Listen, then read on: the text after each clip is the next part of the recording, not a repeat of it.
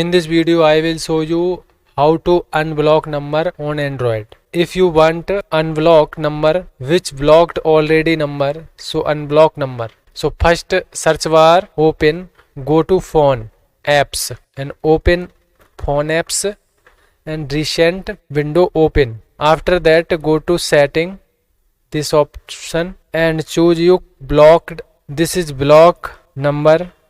If you want unblock number, so first continue press. If you want all unblock number, click here, but custom I choose this unblock. So you can see remove from blacklist and click and restore. You can see and again type all unblock number like this. Okay, and from unblock only one number, again unblock. And second option unblock number, again go to setting. After that block choose block option and three dot click and filter rule go to.